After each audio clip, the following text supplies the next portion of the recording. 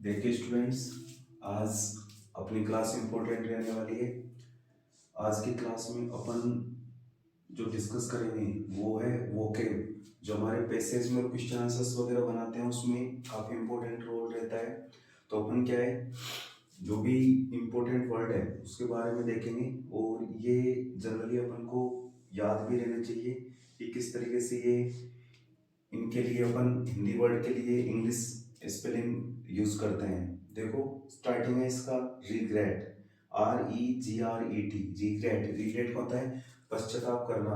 अगर अपन कोई भी गलती कर देते हैं और उसके बाद में अगर अपन को ऐसा लगे कि भाई कि थोड़ा दुख हो रहा, अगर ऐसा नहीं करते तो अच्छा रहता, तो उसके लिए इंग्लिश वर्ड यूज करेंगे अपन रिग्रेट। रिग्रेट का मतलब होता है पश्चाताप करना। सेकंड है PERSUATE, परसुएट में होता है मनाना। अगर कोई रूठा हुआ है, किसी इंसान कोई मान नहीं रहा है, तो उसको मनाने को इंग्लिश में अपन क्या बोलेंगे, परसुएट। थर्ड है SUPERSITION, सुपरजिशन। सुपरजिशन का मतलब होता है अंधविश्वास। SCOLD, स्कोल्ड का होता है डांटना या फटकारना। अगर अपन किसी भी इंसान को डांट रहे हैं तो डांटने फटकारने के लिए अपन जो वर्ड यूज करेंगे वो है स्कोल्ड। स्कोल्ड का मतलब डांटना या फटकारना। नेक्स्ट है DOMESTIC, डोमेस्टिक का मतलब होता है घरेलू। DOMESTIC, डोमेस्टिक घरेलू। सर्वाइव, सर्वाइव होता है मुश्किल से जीवित बच पाना।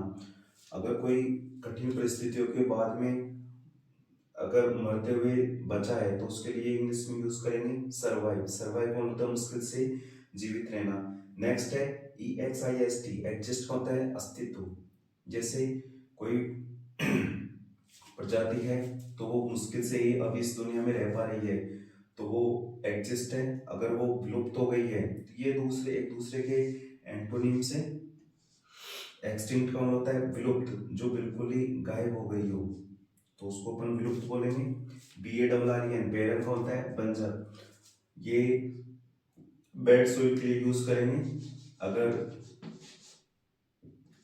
ऐसी मिट्टी जो अच्छी पैदावार ना दे उसके लिए अपन बैरन यूज करेंगे।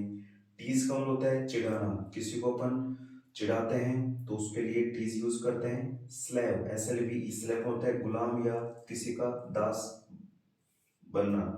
अगर अपन किसी को गुलाम बना रखा है तो उसके लिए अपन स्लेव इंग्लिश वर्ड यूज करेंगे। FENCE, फेंस का होता है कांटों या तारों की बाड़। जो तार वायरिंग वगैरह होती है तो ऐसे वायरिंग कर देना जिससे कोई एनिमल्स वगैरह अंदर ना जा सके, उसको इंग्लिश में फेंस बोलते हैं।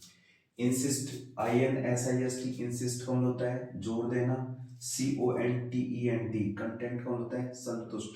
ध्यान रखना अगर इसमें CONTENTS लगा देंगे, CONTENTS, इस कंटेंट्स का मतलब तो हो जाएगा सामग्री। लेकिन अगर टी है या एडी वगैरह है तो उसका मतलब संतुष्ट होगा। ग्रेजुअल, GRADUAL, ग्रेजुअल को होता है धीरे धीरे।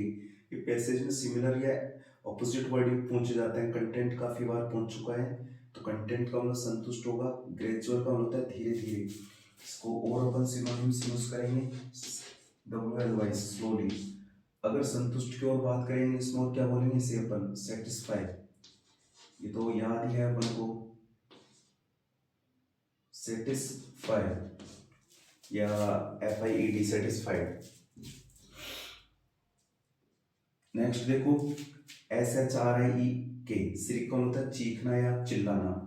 INTRUDER, इंटरडर का मतलब है घुसपैठिया, है ना। स्प्लेंडर, इंपोर्टेंट है ये, स्प्लेंडर, SPLENDOUR, स्प्लेंडर होता है शान शौकत, शान शौकत। CRAZY, क्रेजी का मतलब क्या होता है सनकी। और क्या बोलते हैं इसको, और क्रैंकी भी बोलते हैं। क्रैंकी यानी भी सनकी होता है। कैप्रिसियस भी सनकी के लिए यूज करते हैं अपन। VAST, वास्ट, ह्यूज, इन दोनों का मीनिंग याद रखना है। इनका होता है विशाल, वेरी लार्ज। ध्यान रखना है, वास्ट, ह्यूज, वेरी लार्ज होता है। अथॉरिटीज का मतलब ऑफिसर्स, अधिकारी होता है।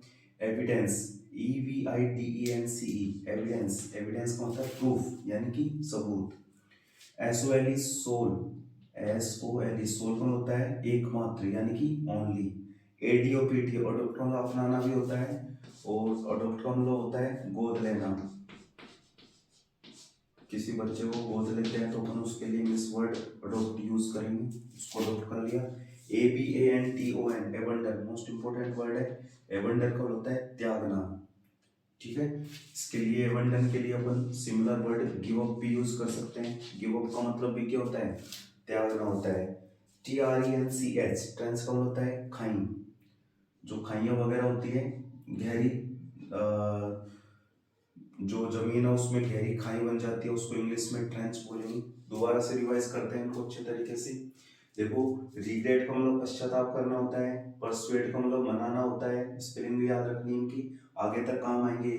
सुपरस्टिशंस, अंधविश्वास। स्कोल्ड, डांटना फटकारना। डोमेस्टिक, घरेलू।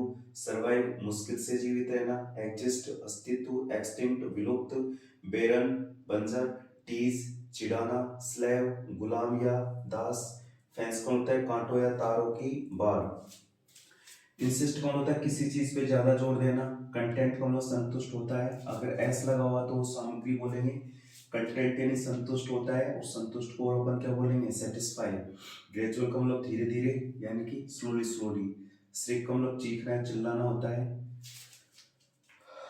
इंट्रोडर का मतलब घुसपैठिया होता है, जो जबरन घुस जाए किसी के घर, या फिर अपन से अपने देश की बॉर्डर को में जबरदस्ती कोई टेररिस्ट वगैरह आ जाए तो उसको अपन इंट्रोडर बोलेंगे इंग्लिश में।